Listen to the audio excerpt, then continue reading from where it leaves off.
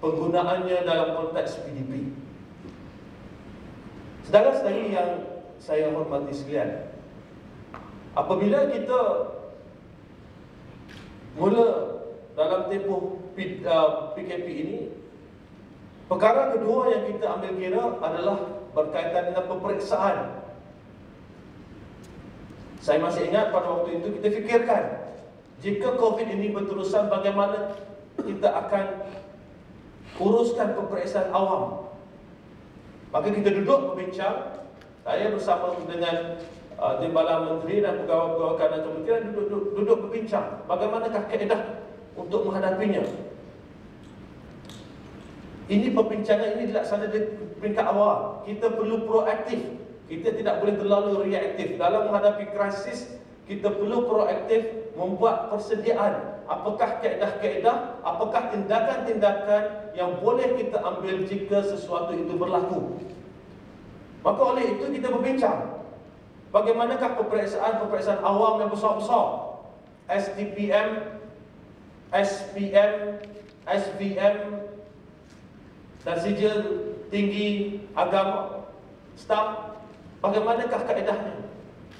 Maka kita buat keputusan bahawa peperiksaan yang memberi kesan besar kepada murid, khususnya dalam konteks kelayakan ke universiti dan dalam konteks pekerjaan di masa hadapan, maka kita beri penekanan. Bagaimana peperiksaan lain? Kita berbincang UPSR, PT3. Isunya adalah sekiranya pelajar-pelajar ini merasakan bahawa peperiksaan, mengetahui bahawa peperiksaan itu diteruskan, maka tekanan di rumah itu semakin kuat. Pelajar-pelajar tentunya merasa tertekan. Masa mereka belajar secara bersemuka dengan guru-guru di sekolah amat berkurangan, tetapi mereka masih perlu menempuhi peperiksaan.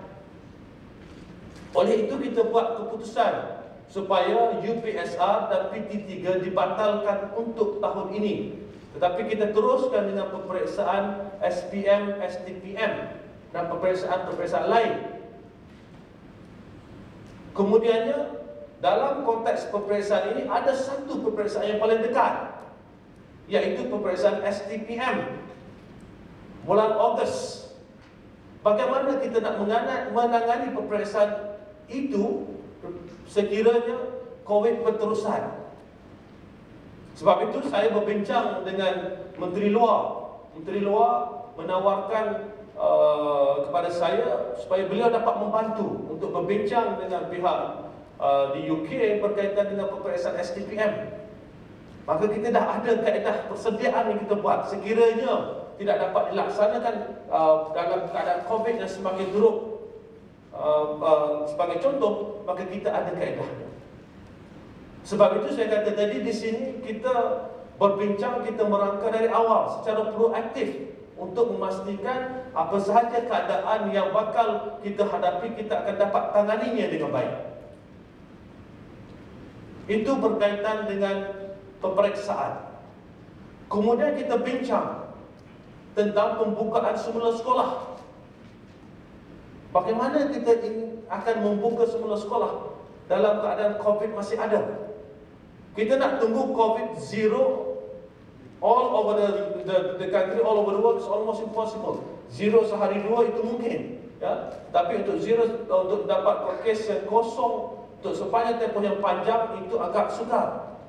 Dan kita berbincang rapat dengan pihak Kementerian Kesihatan, pihak Majlis Keselamatan Negara. Kita berbincang apakah kaedah yang terbaik untuk kita pastikan bahawa pelajar-pelajar kita, murid-murid kita tidak detach daripada sekolah ini untuk tempoh yang terlalu lama. Kerana kajian menunjukkan kesan psikologi dan kesan kepada pembelajaran anak-anak kita cukup besar sekiranya mereka detach daripada sekolah untuk satu tempoh yang panjang. Kita berbincang, merangka garis panduan pembukaan semula sekolah, terperincikan satu persatu apakah tindakan yang perlu diambil sebelum sekolah dibuka. Dan akhirnya kita mendapat green light daripada pihak Kementerian Kesihatan, MKN, bahawa paling awal sekolah boleh dibuka adalah pada penghujung bulan Jun 2020.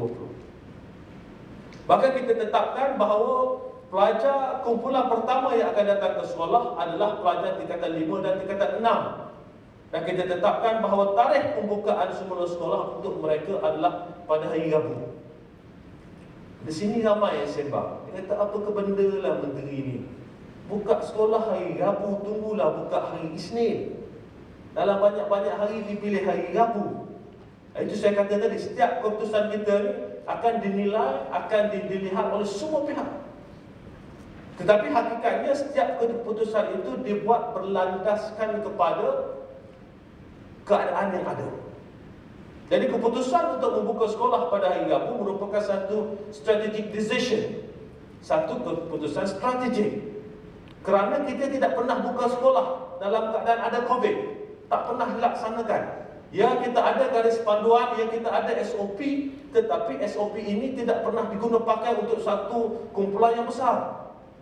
Ada pelaksanaan, kita lihat dalam kumpulan yang kecil, dibuat satu pelaksanaan, dilihat ia berjalan dengan baik, tapi bagaimana sekiranya dilaksanakan dalam kumpulan yang lebih besar? Apakah kesan-kesannya? Maka sebab itu kita buka sekolah hari Rabu. Kita buka sekolah hari Rabu membolehkan sekiranya apa-apa berlaku apabila sekolah dibuka, sekolah akan tertutup secara naturally pada hujung minggu. Untuk mereka yang tinggal di Kelantan, Terengganu, Kedah dan Johor, mereka memulakan sesi persekolahan pada hari Ahad, berakhir pada hari Khamis. Maka apabila sekolah dibuka pada hari Rabu, kumpulan ini akan ke sekolah pada hari Rabu dan hari Khamis sahaja. Sekiranya ada apa-apa yang berlaku, saya dah pesan kepada pihak kementerian supaya kita bersedia di hujung minggu tersebut untuk mengambil tindakan bagi membetulkannya. Dan untuk kumpulan lain, untuk zon lain, untuk sekolah-sekolah di zon lain, mereka akan ke sekolah pada hari Rabu, Khamis dan Jumaat. Begitu juga apabila kita buka sekolah untuk kali kedua, kita masih buka sekolah pada hari Rabu. Kemudian selepas hari raya kita buka Adil Adha, kita buka secara keseluruhan pada hari Isnin dan hari-hari yang berkaitan bergantung kepada keputusan sekolah untuk mengambil cuti peristiwa dan sebagainya. Itu merupakan satu tindakan yang dibuat dengan terperinci. Walaupun banyak di luar sana mempersoalkannya, tapi seperti mana saya sebut tadi, di sini kita perlu membuat keputusan yang terbaik. Apabila kita pendekkan cuti persekolahan, kita sedar apabila kita keluarkan takwim baru, ramai yang merasakan bahawa mereka terkesan daripada takwim tersebut. Dan ada yang kata cuti persekolahan untuk tahun 2020 dipendekkan. Sewaktu kita keluarkan takwim baru untuk 2020, kita memang telah merancang bahawa untuk tahun 2021 sekolah akan dibuka lebih lewat. Kerana apa? Kerana peperiksaan awam kita dilewatkan. Peperiksaan awam dibuat pada bulan Januari. Kita lewatkan peperiksaan awam. Maka perlu diubah sedikit pembukaan semula sekolah. Sebab itu apabila kita buat keputusan bahawa kita pendekkan cuti penggal persekolahan untuk tahun 2020, dalam perbincangan kita akan lewatkan pembukaan sekolah pada tahun 2021. Tetapi apabila kita ingin keluarkan takwim 2021, perlu ada kaedah. Perlu ada kaedah yang kita perlu lalui. Jadi prosesnya agak panjang berbanding dengan takwim 2020 kerana takwim asal telah dikeluarkan. Sebab itu saya tak umumkan berkaitan dengan cuti ini, berkaitan dengan pembukaan semula penggal persekolahan 2021 sehinggalah di Dewan Rakyat tempoh hari. Sedangkan saudara sekalian, itulah cabaran, itulah antara dugaan yang kita hadapi di sini dalam konteks COVID-19 ini. Sesuatu yang tidak pernah berlaku. Jika dahulu kita tahu peperiksaan awal berlaku di hujung tahun, sekolah akan dibuka pada awal tahun. Begitulah rutinnya. Tahun demi tahun, tahun demi tahun, itulah rutinnya. Tetapi pada tahun ini keadaannya berbeza. untuk membolehkan kita kembali kepada keadaan normal, ianya akan mengambil masa. Dan ianya akan mengambil masa sekurang-kurangnya 2 tahun untuk kita normalize balik keadaan. Dan insya-Allah kita doakan semoga COVID-19, COVID-19 dapat dihapuskan dan kita dapat kembali kepada kebiasaan yang kita laksanakan sebelum ini dalam konteks pengurusan semula sekolah, pengurusan sekolah. Saudara-saudari yang saya hormati sekalian, apabila saya masuk ke kementerian ini, ada yang bertanya kepada saya, apakah hasrat saya? Apakah yang saya ingin lihat? Apakah perubahan yang ingin saya laksanakan?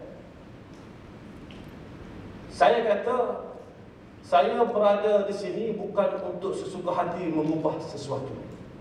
Saya berada di sini adalah untuk memastikan setiap perkara itu dapat ditambah baik. Perlu bezakan ya antara perubahan semata-mata perubahan dan penambahbaikan. Pendekatan yang kita ambil adalah untuk menambah baik. Apa-apa yang perlu ditambah baik, kita tambah baikkan. Kita cari jalan yang terbaik. Dan hasrat kita, hasrat saya adalah untuk melihat supaya KPM ini menjadi sebuah kementerian yang berprestasi tinggi. Sebuah kementerian yang disegani, sebuah kementerian yang dikagumi melalui proses-proses kerjaan yang dibuat dengan cukup teliti, dengan cukup baik, dengan cukup hebat. Sebut saja KPM, rakyat akan lihat KPM sebagai sebuah kementerian yang mempunyai tata cara yang baik, yang mempunyai pengurusan yang baik, yang mengambil tindakan yang baik, yang membuat keputusan yang baik, yang mengambil kira pelbagai faktor, dan juga sebagai sebuah kementerian yang dapat melonjakkan pendidikan negara dan memastikan Malaysia menjadi sebuah negara yang jauh lebih baik. Itu hasratnya. Dan bagaimana kita boleh mencapai hasrat ini? Untuk menjadi sebuah kementerian yang berprestasi tinggi, kita perlu bentuk satu budaya. Semua pihak perlu bekerjasama. Kita duduk bersama, kita cari jalan, kita cari kaedah supaya prestasi kementerian ini dapat terus ditingkatkan dari hari ke hari. Peningkatan prestasi itu penting. Kita tidak boleh stagnan untuk satu tempoh yang panjang. Nanti kita akan merasa cukup selesa dengan keadaan yang ada. Sebab itu peningkatan prestasi ini merupakan satu cabaran. Satu cabaran dalam situasi yang dinamik, dalam situasi yang berubah-ubah. Apakah kaedah, apakah tindakan, apakah bentuk pendekatan yang kita boleh ambil dalam sesuatu situasi itu bagi membolehkan prestasi kita sentiasa dapat dipertingkatkan. Saudara-saudari, tuan-tuan, puan-puan yang saya hormati sekalian, apa yang penting adalah untuk kita bina kepercayaan masyarakat dalam KPM. Itu cukup penting. Kita perlu membentuk sebuah kementerian yang dipercayai oleh masyarakat, yang dipercayai oleh warga KPM. Kepercayaan ini amat penting. Mana-mana kerajaan di dunia ini, sekiranya mereka tidak mendapat kepercayaan rakyat, maka pelaksanaan polisi, pelaksanaan dasar akan menjadi cukup sukar. Kita boleh lihat dalam konteks pengurusan COVID-19. Jika kita lihat, apabila PM umumkan pada 18 hari bulan bahawa PKP akan bermula pada umumkan pada 16 hari bulan bahawa PKP akan bermula pada 18 hari bulan, mula saja PKP, tahap pematuhan itu dah start tinggi. Mula hari pertama, tahap pematuhan bermula pada tahap yang tinggi, kemudian terus meningkat pematuhannya dari hari ke hari. Apabila Perdana Menteri umumkan bahawa surau dan masjid perlu ditutup untuk satu tempoh sementara, maka alhamdulillah rakyat mengikutinya. Apabila diumumkan bahawa ekonomi perlu ditutup, alhamdulillah, rakyat secara keseluruhan mengikutinya. Apabila diumumkan bahawa sembahyang tarawih tidak dibenarkan di masjid, alhamdulillah, kita lihat muslimin dan muslimat mematuhinya. Apabila disebut bahawa raya puasa tahun ini tidak dapat diadakan secara besar-besaran, hanya beraya di rumah, alhamdulillah, rakyat mematuhinya. Kerana apa? Kerana adanya kepercayaan. Kerana adanya kepercayaan kepada kepimpinan yang amat berhormat Perdana Menteri, kerana adanya kepercayaan